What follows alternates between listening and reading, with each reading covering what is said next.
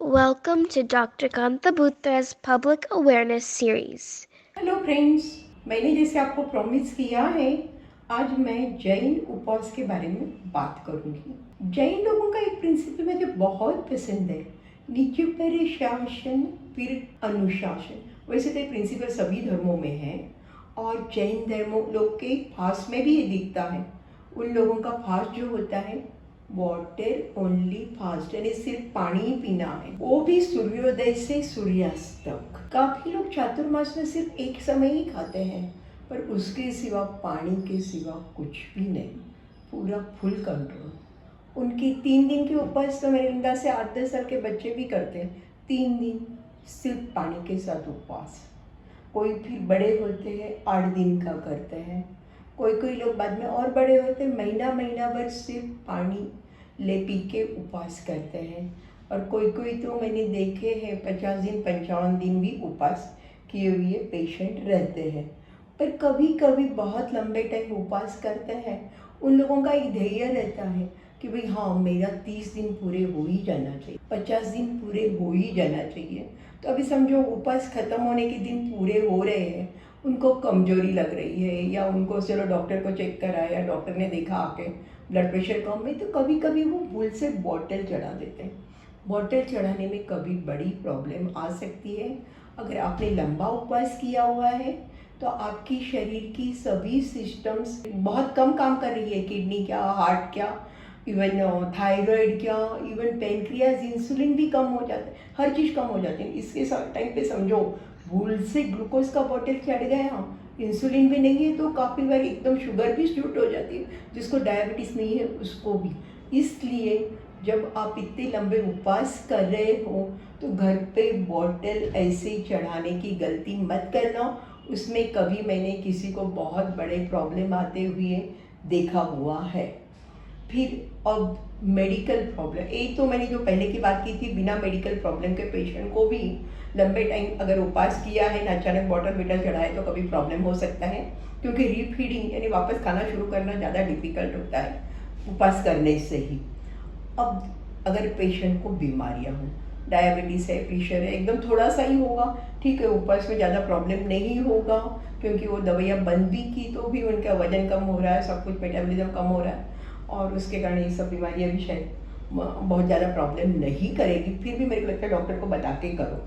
Thyroid का बीमारी एकदम बॉर्डर पे, ऐसे तो आप महीना भर उपवास करोगे तो आपकी थायराइड खुद की भी काम करते कम हो जाती है।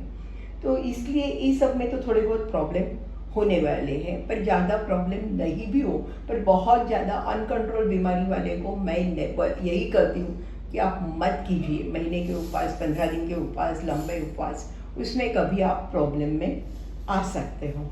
वैसे सेम प्रॉब्लम एपिलेप्सी का पेशेंट है, वैसे तो मेरे को नहीं लगता पार्किंसन का पेशेंट ऐसे कोई उपवास करने की हिम्मत करेगा, क्योंकि उनका सब जिंदगी दवाओं पे चलती रहती है, उनको दिखता है मैं दवा बंद किया तो चल नहीं पा रहा हूँ। पर एपिलेप्सी के पेशेंट काफ़ी बार क्या हो जाता है, एपिलेप्सी के पेशेंट ने समझो महीना भर का उपवास किया, दवाइयाँ भी बंद कर दी है, जब उपवास कर रहे हैं उनकी दवाइयाँ बंद है तो भी उनको फिट्स नहीं आती है, फिर खाना शुरू होते ही वापस शुरू हो जाती है, और उन लोगों ने दवाई इसलिए बंद रखी तो महीना भर कुछ नहीं है, तो अब क्यों हुआ। अब आप पूछोगे ऐसे कैसे उपवास किया तो बीमारी कैसे चली गई। ये जब पूरा महीना भर उपवास कर रहे हो ना आप, या ज़्यादा उपवास कर रहे हो, आपकी बॉडी में कीटोन तैयार हो रहे हैं, आपका दिमाग कीटोन पे चल रहा है, और keto treatment one of the epilepsy की ट्रीटमेंट है। शायद वो कीटो के कारण ही उनके अटैक्स कंट्रोल आ जाते हैं। काफ़ी लोग 8 दिन के उपवास करते हैं बच्चे, जुवेनाइल मायोक्लोनिक एपिलेप्सी है, पर उस टाइम पे उनकी नींद पूरी होती है, पूरा आराम पूरा लेते हैं, टेंशन बिल्कुल नहीं रहते, क्योंकि वो दूसरी हवा में स्पिरिचुअल इसमें रहते हैं, और उसके कारण भी उनको अटैक्स नहीं आते हैं। सो वो एक सिचुएशनल ये रहता है कि उस टाइम पे उनको ठीक लगता है, पर इसका मतलब ये नहीं है कि बीमारी चली गई और हम पूरे अच्छे हो गए। अभी साइकियाट्री प्रॉब्लम वाले ही नहीं रखी क्या मैंने उपवास करना, तो काफ़ी बार क्या हो जाता है, डिप्रेशन का पेशेंट है, एक कुछ दूसरे इसमें चला गया, स्पिरिचुअल हेल्थ, वो एक स्पिरिचुअल लेवल के ऊपर उसको सब सोची उसकी उस टाइम पे बदल जाती, तो हो सकता है उनका डिप्रेशन पूरा कंट्रोल में आ जाता होगा। पर अब मैं जो बात कर रही हूँ सीरियस बात है। अगर किसी HIV का पेशेंट है, कैंसर का पेशेंट है, या TB का पेशेंट है, और उसे नक्की कर लिया कि मेरे को उपवास करने हैं, मेरे को समझो। और एक जन का उपवास रहता है, उसके बारे में बताना भूल गई थी आपको। इसको बोलते हैं वर्षी तप, यानी साल भर उपवास करने हैं पर एक दिन खाना खाना है, एक दिन नहीं खाना है। वो जो वर्षी तप करते हैं तो जिस दिन उपवास रहता है उस दिन वो लोग सिर्फ पानी लेते, दवाइयाँ भी नहीं लेते हैं। तो ऐसे ही एक मेरा पेशेंट था, 15-20 साल से उसका HIV पॉजिटिव तो था पर बहुत अच्छी तरह से कंट्रोल में था। उसकी दवाइयाँ बराबर रेगुलर ले रहा था, बिजनेस भी कर रहा था, सोशली एक्टिव था, फैमिली में भी एक्टिव था और रिलीजियसली भी एक्टिव था। पर एक बार उसने सोचा नहीं, मेरे को वर्षी तप करना ही है। उसने वर्षी तप शुरू कर दिया। उसने दवाइयाँ टोटली बंद कर दी। उसने सोचा मेरे इतने साल हो गए कुछ नहीं हुआ तो अब क्या होगा। दवाई टोटल HIV की बंद थी, साल भी निकल गया, पारडा भी हो गया, सब कुछ हो गया। उसके थोड़े दिन के बाद में उसको फिट्स आना शुरू हुई और उसके बाद में फिट्स आने के बाद में थोड़ा अर्धबेहोशी था, बाद में बैलेंस जा रहा था, पूरा होश में नहीं था। दिमाग का MRI कराया, दिमाग में TB हो गई थी और उसका HIV का CD4 लेवल लेस देन 100 हो गया था, जो हरदम 450 के ऊपर रहा, क्योंकि दवाइयाँ टोटली बंद थी। क्योंकि ये जो भी CD4 लेवल है, ये जो कंट्रोल थे वो दवाइयों से थे, वो उपवास से अच्छे नहीं होने वाले थे।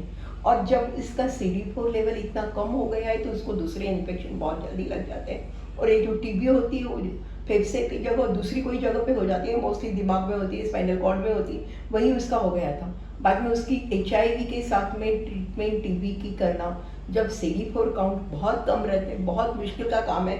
वो सब में से भी वो बाहर निकल गया, पर उसके बाद उसकी फिट्स की दवाइयाँ चालू रही।